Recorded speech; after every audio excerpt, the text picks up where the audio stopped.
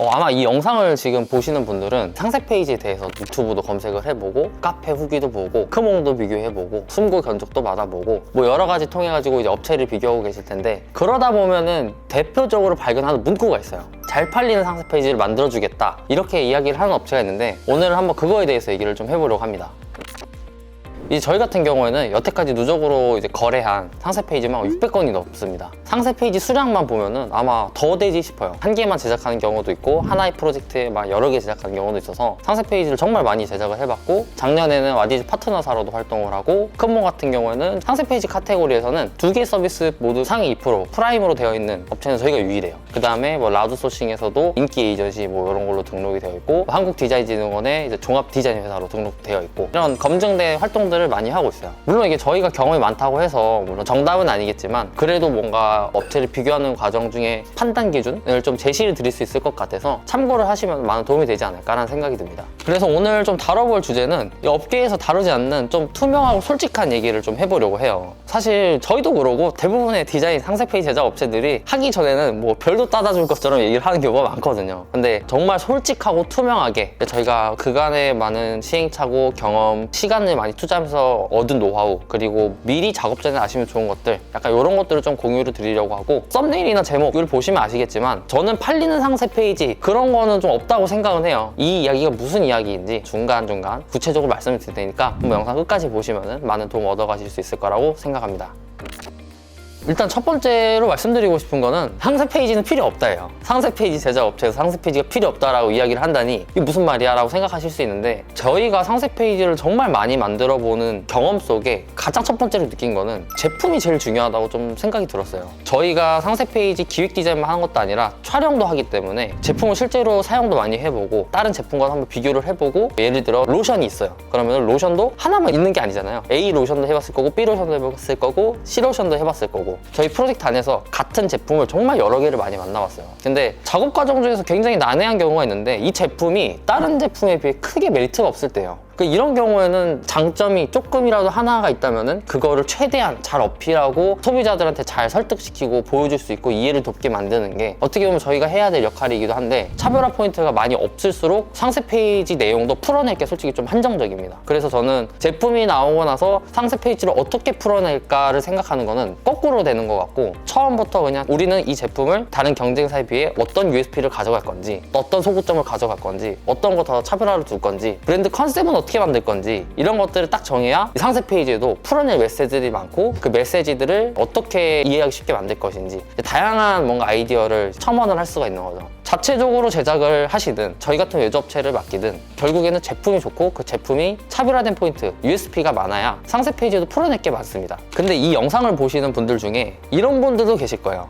우리 이미 제품 다 나왔다, 어떻게 갈아엎냐, 일단 상세 페이지 만들어야 된다, 이런 상황에 놓여 있으신 분들이 계실 것 같은데, 이런 경우에는 정말 솔직하게 말씀드릴게요. 상세 페이지 돈을 많이 쓰지 마세요. 많이 쓰시면 안 됩니다. 절대로.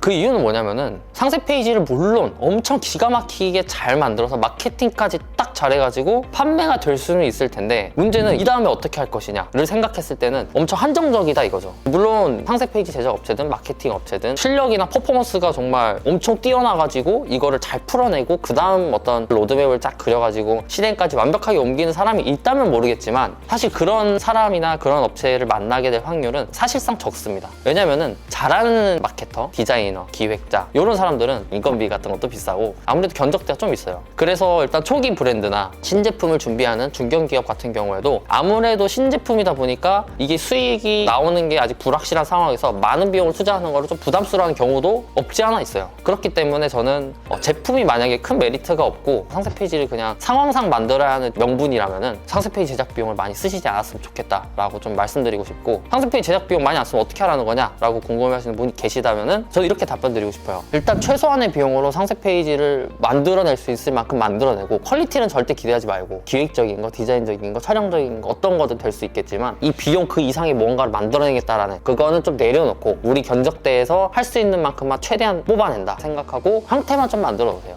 보통 잘하는 업체에 맡기면 예를 들어 한 300만 원이라고 가정을 할게요. 근데 상세 페이지 이렇게 제작하는 비용이 한 100만 원 들어갔어요. 그러면은 200만 원이 남잖아요. 그럼 이 200만 원을 마케팅이나 상세 페이지 만드는데 다시 또 쓰지 마시고 다음 신제품, 다음 라인업에 투자를 좀 하시는 게 좋을 것 같아요. 우리 브랜드, 우리 제품만에 뭔가 각색 있는 뭔가를 넣으면 넣을수록 원가는 높아지는데 애초에 이 비용을 원가에 넣어버리는 거예요. 그래서 좀 좋은 제품을 개발을 하는 거, 다음 제품 라인업을 좀 신경 쓰는 거에 집중을 하는 게 우리 브랜드를 봤을 때나 이걸 이용하는 소비자를 봤을 때나 여러 방면에서 좀 합리적인 결정이 되지 않을까라는 게 제 의견입니다. 정리를 하자면은 제품이 좀 USP가 명확하지 않고 소구점이 좀 뚜렷하지 않고 이런 상황에서는 상세 페이지가 필요 없고, 설령 만든다고 하더라도 비용적으로 조금 저렴하게 가성비 있게 세팅을 해놓고 나머지 그 절감한 비용을 다음 제품 출시할 때 거기에 좀 투자를 하시는 것을 추천드린다, 이렇게 좀 말씀드리고 싶어요.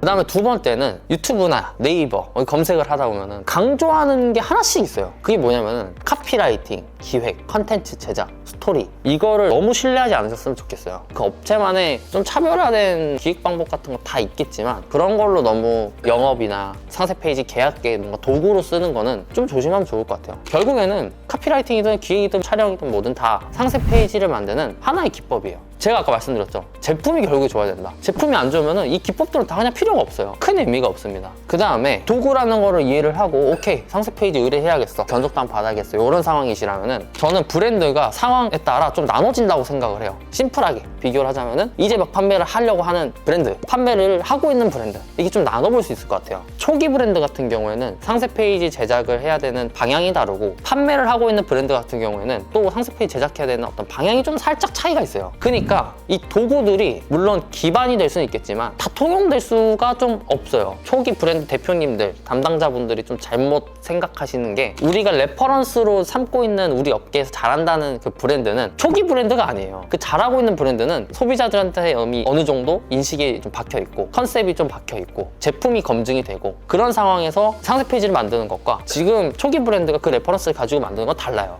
레퍼런스로 가져오는 브랜드의 상세 페이지를 참고는 하되 초기 브랜드는 그거보다 더 구매 욕구를 좀 자극하는 살짝 공격적인 컨텐츠를 좀 넣을수록 좋지 않나라는 생각을 해요. 그 다음에 이렇게 해서 마케팅을 해가지고 제품이 팔리고 후기도 쌓이고 어느 정도 재구매도 생기고 이렇게 브랜드가 조금씩 성장해 나가면은 나중에 이제 상세 페이지를 브랜드화하는 거죠. 이 브랜드들의 상세 페이지를 보면은 구매 욕구를 자극하는 컨텐츠도 있는데 이 브랜드 스토리나 브랜드 컨셉도 상세 페이지에 잘 녹여져 있어요. 이게 정말 어려운 방식입니다. 첫 번째, 이 구매 욕구만 자극하는 상세 페이지는 제가 아까 말씀드린 그 기법과 도구들을 쓰면은 누구나 만들 수 있어요. 그래서 상세 페이지 제작 업체들이 이 이야기를 많이 하는 거예요. 근데 정말 난이도가 높은 거는 사실 이 영역이에요. 저희가 뭐 곰표나 아니면 동국제약이나 아니면 경동제약이나 이런 많은 브랜드들이 하는 것도 이 상세 페이지는 사실 어느 업체나 할 수 있는 건 아니에요. 이게 정말 어렵습니다. 구매 욕구를 좀 자극하는 요소도 좀 적절히 넣어주면서, 근데 그게 브랜드 이미지에 짜치진 않으면서 브랜드의 컨셉과 스토리도 좀 넣어주고, 이 밸런스를 맞추는 상세 페이지가 제작이 생각보다 어려워요. 그래서 이제 팔리고 있는 브랜드와 초기 브랜드는 방향성 자체가 조금 다릅니다. 요거를 좀 인지하고 제작 방향성 기획을 잡고 이런 게 이제 엄청 나중에 큰 차이가 있어요. 비용적인 부분에서도 저는 뭐 최소 몇백만 원은 차이가 난다고 생각은 해요.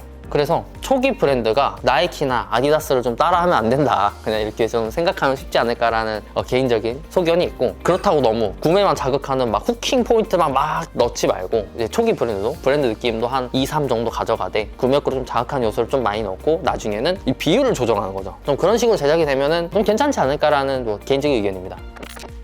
그래서 오늘 내용을 좀 정리를 해보자면은, 첫 번째는 제품이 별로 안 좋으면 상세 페이지는 필요 없다. 만약에 제품 우리 정말 신경 써서 만들었다 그러면은 상세 페이지에 진짜 투자 많이 해야 돼요. 이거 진짜 아끼시면 안 됩니다. 좋은 제품 만들겠다고 비용 이만큼 넣어놓고 상세 페이지 아끼겠다고 이만큼 해서 정말 잘 만든 경우는 드물어요. 제품에 좀 신경 많이 쓴 만큼 상세 페이지 많이 또 투자를 하는 것도 미래적인 관점에서 봤을 때는 좀 좋은 영향을 줄 수 있다, 이렇게 좀 말씀드리고 싶고, 제품에 좀 신경을 많이 못 썼다 그러면 상세 페이지 비용을 조금 최소화하고 이 상세 페이지에 쓸만한 돈을 조금 절감을 해서 이걸 다시 제품 개발에 쓰는 게 좋지 않을까라는 게 첫 번째 의견이었고, 그리고 두 번째는 초기 브랜드와 팔리고 있는 브랜드는 상세 페이지 제작 방향성이 다르다. 그래서 기법, 도구에 너무 치우치지 말고 우리 브랜드 컨디션을 명확하게 파악하고 어떤 식으로 제작을 할 것인가 먼저 큰 틀을 짜는 게 중요하다, 이렇게 좀 말씀드리고 싶어요. 상세 페이지를 제작하는 이 상황에 놓인 분들의 그 마음을 너무 잘 알고 있어요. 많은 업체들을 많이 만나고 있고 대표님들을 이렇게 직접 만나서 귀로 듣고 얘기하고 거기에 대해서 생각을 하게 되고, 심지어 저희 브랜드도 지금 준비를 하고 있거든요. 그런 과정에서 상세 페이지의 중요성을 정말 많이 느끼게 되는 것 같아요. 어쨌든